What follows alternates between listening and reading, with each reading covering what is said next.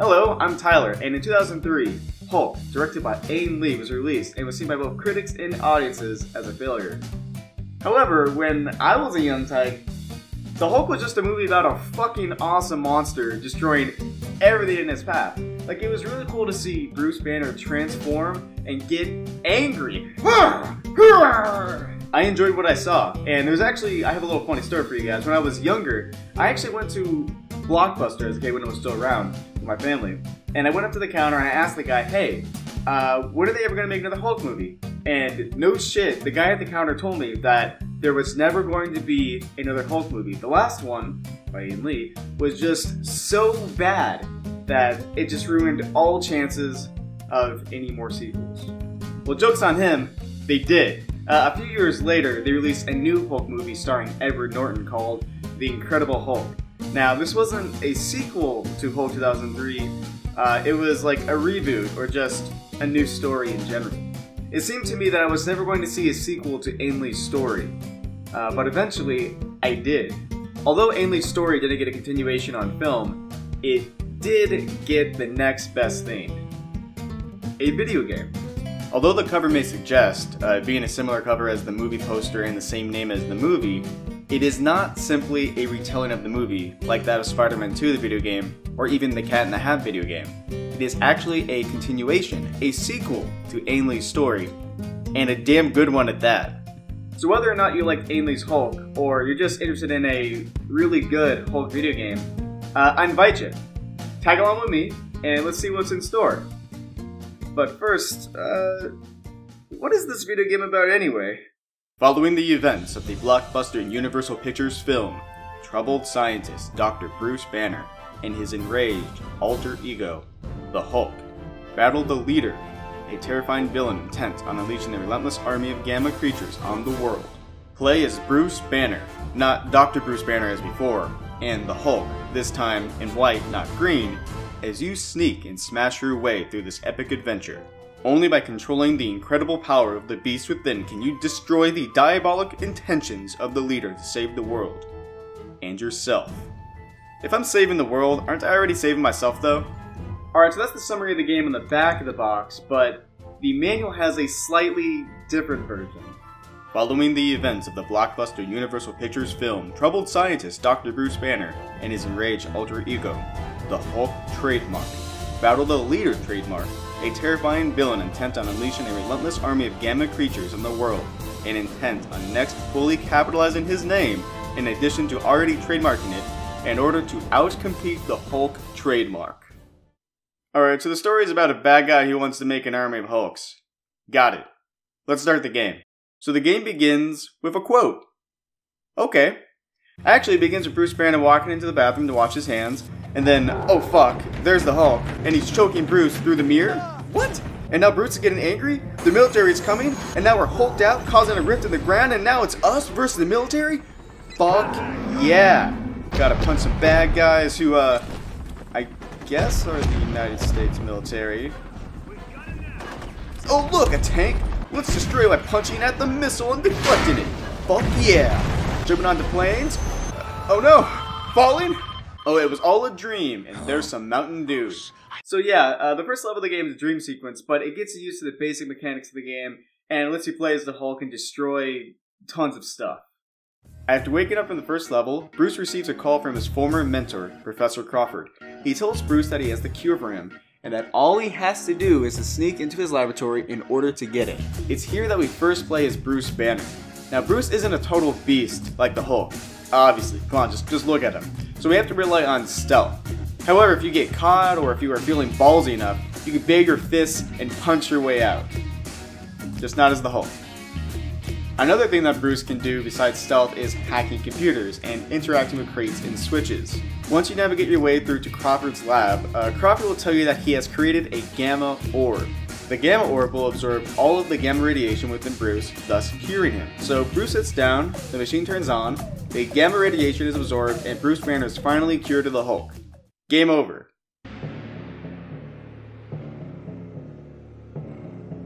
Nah, I'm just kidding. Actually, it is revealed that Crawford has betrayed you and he has taken your power in order to Hulkify himself. Obviously angry at this, Bruce becomes angry, and it turns out that he isn't cured, just angrier than ever. At this point, we are given our goal. Let's go beat this fucker up. In our pursuit of the Hulkified Crawford, now called Ravage for some reason, we jump on rooftops and through buildings, following in his destruction. Something fun that you can do during this level is to grab onto an enemy and then go to a jumping spot. You'll jump and the guy will then fall to his death. At the end of this level, we then pass more Mountain Dew product placement and then enter the sewers. Once you enter the sewer level, you quickly realize that you're in for a treat. You first encounter Ravage laughing at you and running away like a bitch. Gamma dogs try and nip at your hiney, and rocket launchers. As you continue through the level, you will see cutscenes of Crawford being just right ahead of you, giving you the feeling like you're in hot pursuit. In actuality, this is all an illusion. You can't really stop this guy right now. We have a whole game to explore. However, the work put into this makes it really feel like if you were just a little bit faster, you really could get to him right now. Past the sewer system, we have a mostly bland level, which I couldn't really tell you what it is. I think it's a train station. Unlike in the sewers where you feel like you're one step behind Ravage, now you just feel like you're lost. At the end of the sewer level, when you defeat all of the soldiers, the game will take control of the Hulk and make him go to the exit. In this level, however, when I got to the end area, I didn't even realize I was there. I really thought that I was lost as a kid and there was something that I was just missing. However, exploring and jumping around a lot eventually led me to the end of the level. I actually beat this level my first time as a kid by accident when I was jumping around to get away from the soldiers and Gamma Dogs. This level wasn't anything special, but the next level definitely is.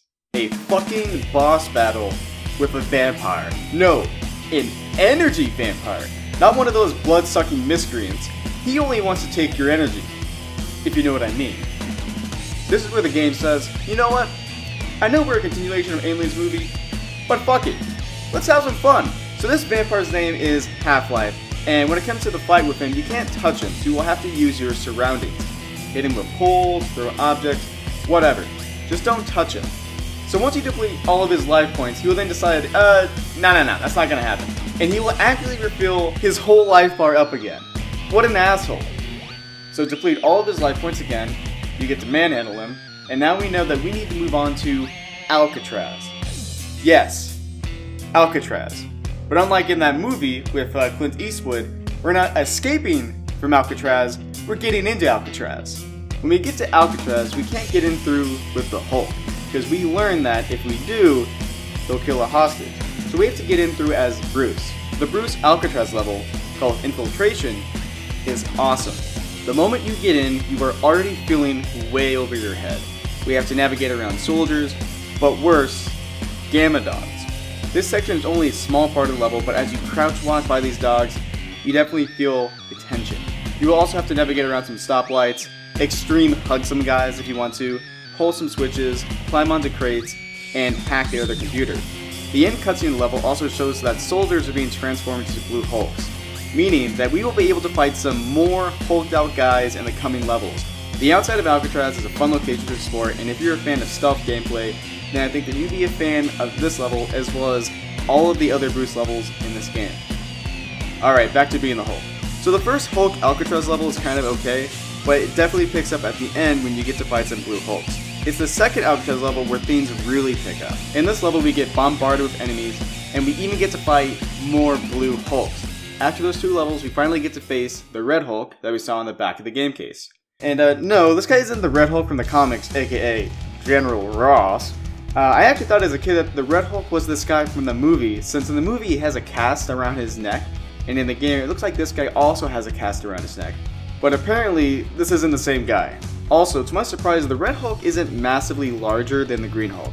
On the back of the game case, the perspective makes it appear that the Red Hulk is much larger than you, and it made me think as a kid that this was going to be one hell of a fight.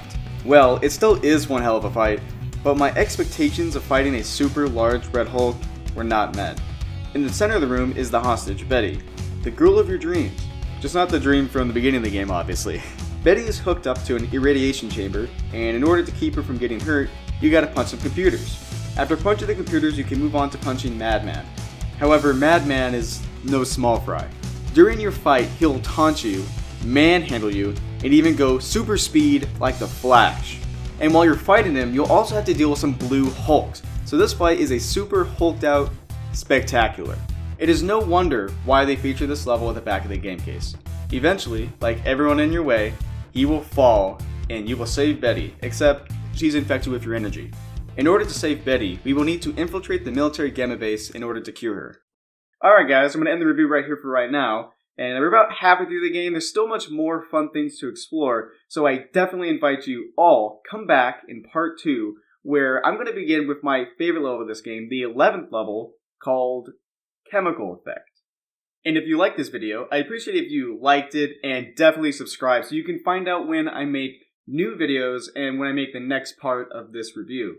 So definitely do that and come back next time. See ya.